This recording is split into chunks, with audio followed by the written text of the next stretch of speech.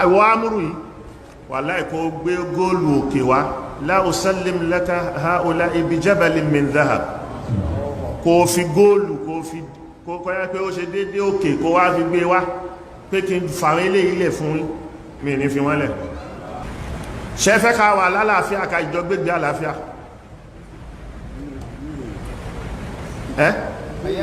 ìbéèrè ní kí kálukú bí rẹ̀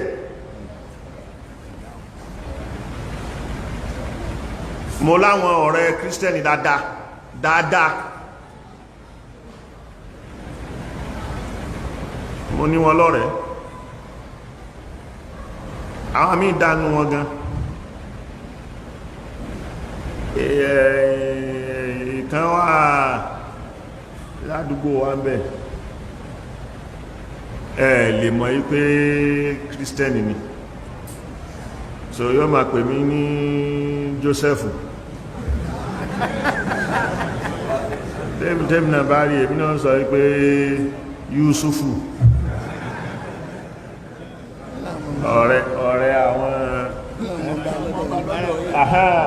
wọ́n lè jẹ́rìí mi àwọn Ṣéèkì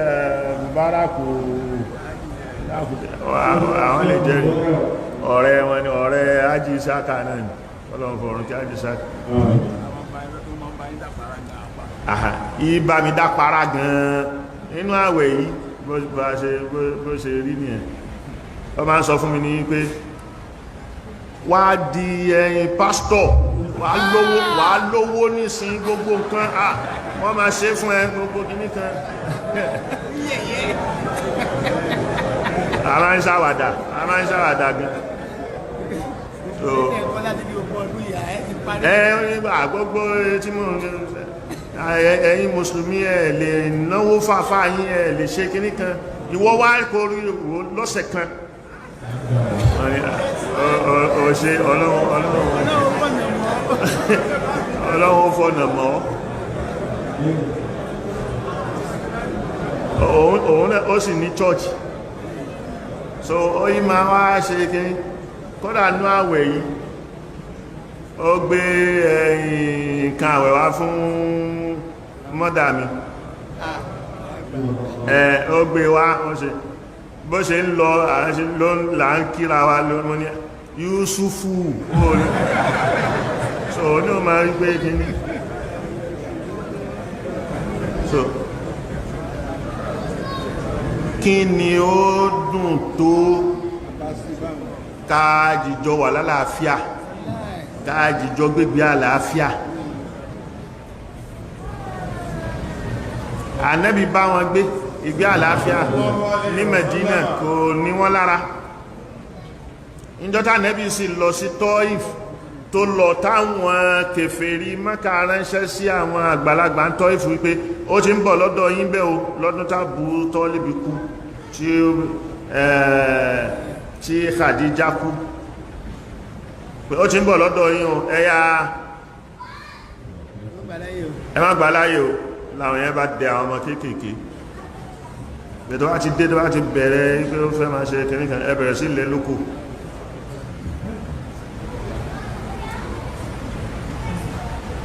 wọ́n bẹ̀rẹ̀ sí ilẹ̀ Ànábì lókò fa gbogbo ojúgun ẹ̀ ló ń ṣẹ̀jẹ̀ báyìí tó fi wá lọ fẹ̀yìn tí igi dàbídùn tó fi wípé Allahumma ashku ilayka da'fa quwwati wa qillata hilati wa hawani 'ala an-nas àwọn Nasara méjì àwọn ni wọ́n wá ń bá nu ojúgun ẹsẹ̀ ẹ̀jẹ̀ tó wà lójúgun ẹsẹ̀ wọ́n bá nu wọ́n sì kó inab èso inab wọ́n kó wá fún kírísítẹ́nì ni wọ́n náà sọ fún yín pé at-Taif lam ta'ud makanan aminan lak Taif tó wà kò ń ṣe lú fọ̀kànbalẹ̀ fún ẹ tètè yá dìde kó padà kó ra máa lọ sórí àwọn ọmọ tí wọ́n dẹ̀ wá tí wọ́n ṣe kìíní so yẹ Nasara ni wọ́n àwọn méjì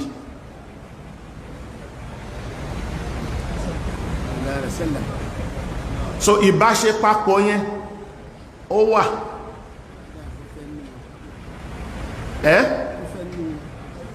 ìgbà tó sì lọ tí tó di pé wọ́n bẹ̀rẹ̀ sí persecute wọn tí wọ́n ṣẹlẹ̀ mọ́ wọn tí wọ́n ṣe gbogbo ẹ̀ tí wọ́n ń wọlé bìlá tí wọ́n ń ṣe òmẹ́yà wípé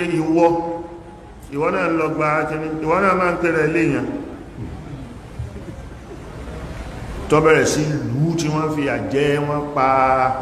ìyá Yásir àti bàbá rẹ̀ tánàbí fi kọjá lára wípé sabran ya ala Yásir fa inna maw'idakumul janna. So lànàbí fi pé gbogbo àwọn tí wọ́n lẹ́bí tí tẹ́bí wọn ò kàǹkà tí wọ́n ń ṣe èèyàn kàǹkà ní Mẹ́kà ẹ̀yin ẹ wá jáde ẹ lọ sí Abyssinia ní ilẹ̀ Habasha Ethiopia lẹ́ni fa inna biha malikan la yuzlamu indahu ahad ẹ lọ bẹ̀ ọba bẹ̀ Najashi bẹ̀ òun yẹn kò gbàbò sí láàyè torí kírísítẹ́nì ni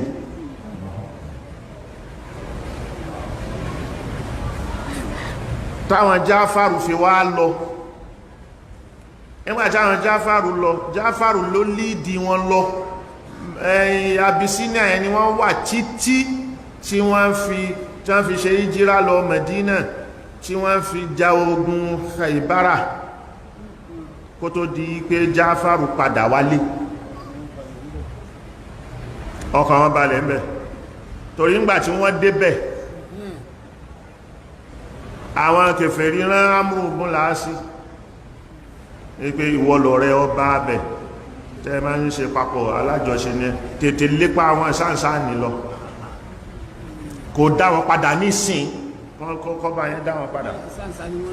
torí wọ́n ti ìsáǹsá ni wọ́n lù wá wọ́n dá fìtínà kalẹ̀ tí Amru lọ tó dẹ̀ débẹ̀ lóòtọ́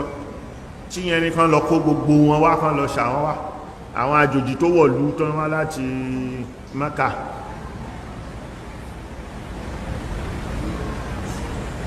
ará abúlé yìí kílẹ̀ wá níbi ìtẹ́lẹ̀ ṣe ọya ẹ̀dá kìí sí wọn lẹ́sẹ̀ ẹkó wọn padà sí kí Amru máa kó wọn lọ padà ó fẹ́ dá ṣẹ́kẹ́ṣẹkẹ̀ sí wọn lẹ́sẹ̀ kó fà wọn lé kíní padà wọ́n má rí bí sá lọ mọ́ kó máa kó wọn padà lọ Mẹ́kà láwọn yẹn wọn dákẹ́ ni wọ́n pẹ́ àá جئناك لا جئنا إليك على ما علينا من الهول والعذاب ìyà tó ń jẹ wá ti yẹpẹrẹ lọ́hùn la fi sáwá bá àwa bẹ́ẹ̀ ni kìí ṣe kí yẹpẹrẹ ká tún wá kọ́ wa sínú lọ́nà ẹ̀kẹ́ ló tẹ́ dá lójú èmi fún yín báwọn lẹ ṣe mọ̀ mí tẹ́ fi wá pé wọ́n ni ànábì lójú ẹ fún wa ẹgbẹ́ ẹ lọ sí Habasha ọba kan á ń bẹ̀ kì í ṣàbòsí ọ̀rọ̀ náà wá wẹ̀ pé ara ẹ balẹ̀ díẹ̀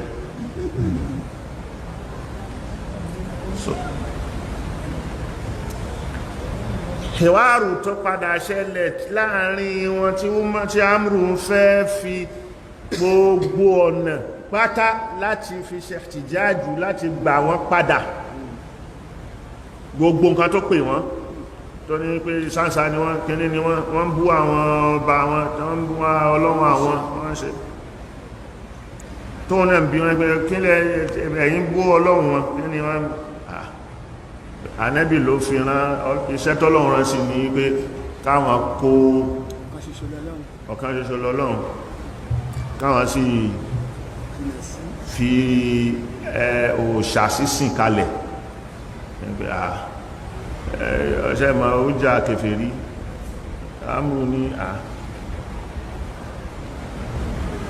la na'budu al-asnam bal na'budu ar-ruha allati taskunuha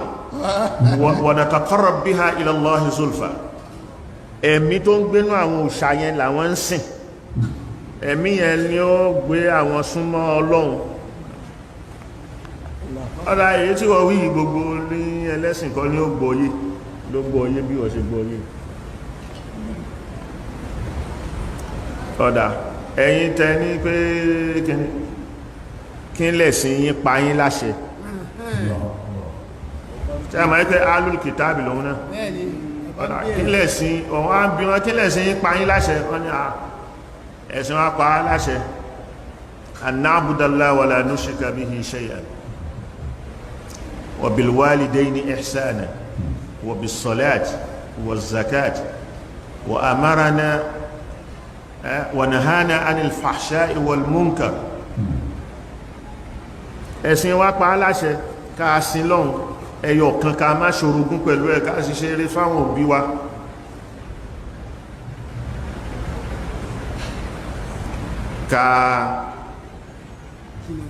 ká jìnà sí gbogbo wa bàjẹ́ èyí tí ó dá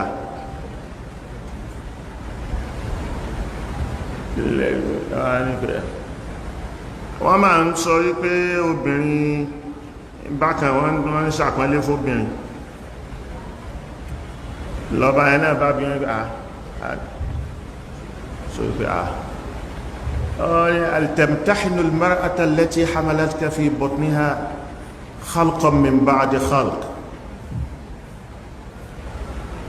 وولدتك وأرضعتك حتى بلغت أشدك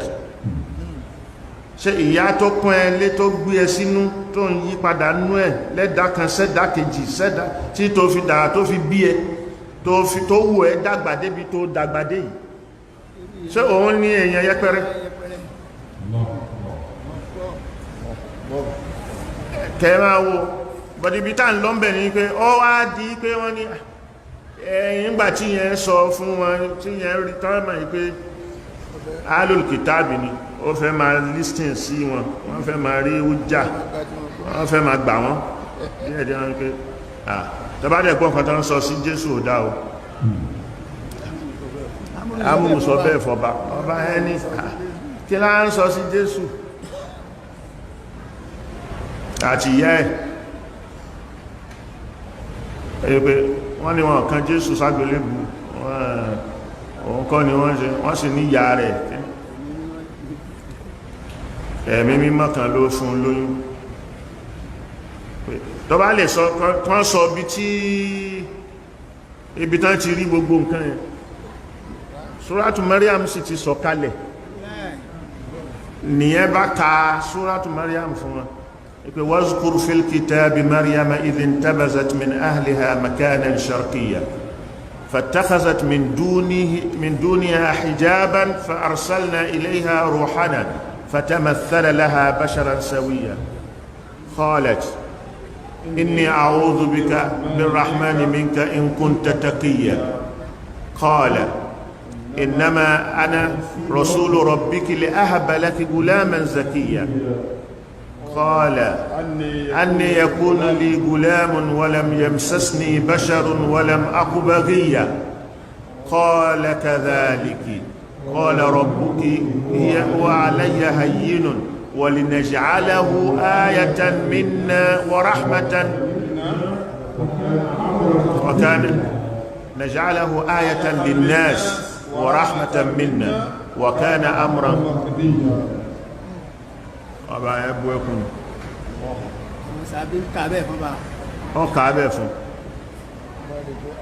lọ́bàá à then ليس بيننا وبين دينكم بين ديننا ودينكم أكثر من هذا الخط déédéé bí wọ́n bá fa làkalẹ̀ báyìí ni yàtọ̀ tó wà láàrin ẹ̀sìn wa àtẹ̀sìn tí Muhammad gbé wáyé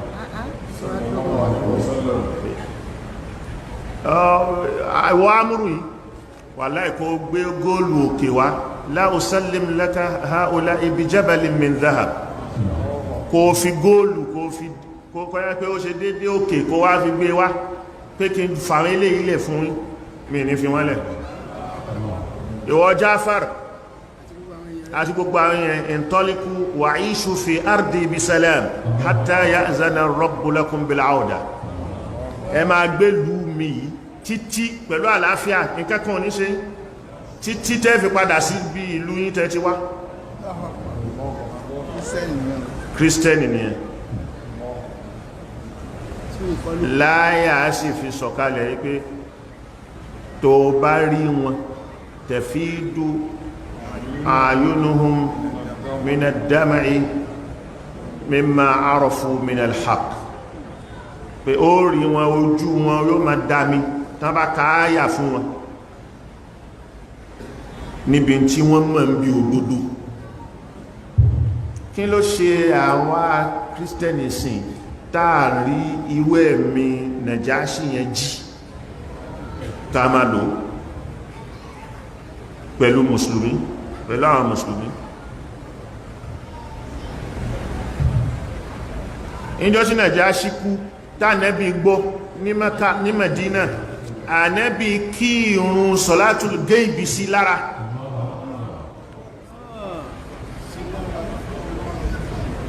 ànẹ́bí kí ìrun sọ̀látùl gáìbì ó kí sí lára kírísítẹ́nì ni máa dhalik al-Qur'ani Ọlọ́run ti sọ̀rọ̀ ẹ̀ wípé àwọn eléyìí wala tajidannahum aqrabu mawaddatan lilladhina amanu alladhina qalu inna nasara latajidanna ashadda an-nasi adawatan lilladhina amanu al-yahuda walladhina ashraku àwọn kèfèrí lẹ́rìí wọn tí wọ́n mú mùmínì mùsùlùmí lọ́tà tó le kókó ولتجدن أقربهم مودة للذين آمنوا الذين قالوا إنا نصارى kò sọ pé الذين قالوا إنا مسيحيين àwọn tí wọ́n ń pera wọn ní Nazareti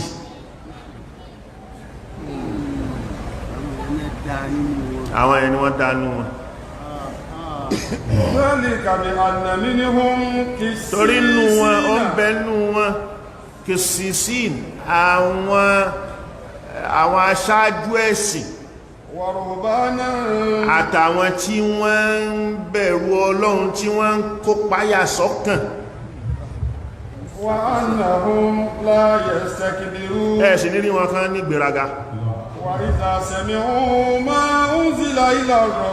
tí wọ́n bá tẹ́tí gbọ́ Al-Qur'ani báyìí ó rí pé tí wọ́n bá gbọ́ ìtumọ̀ tí wọ́n bá gbọ́ túnmọ̀ ó rí pé ojú wọn ó bẹ̀rẹ̀ sí dámi ní tí wọ́n mọ̀ látara tí wọ́n gbọ́ ní wípé òdodo ni yaquluna rabbana ní tí wọ́n máa wí ní pé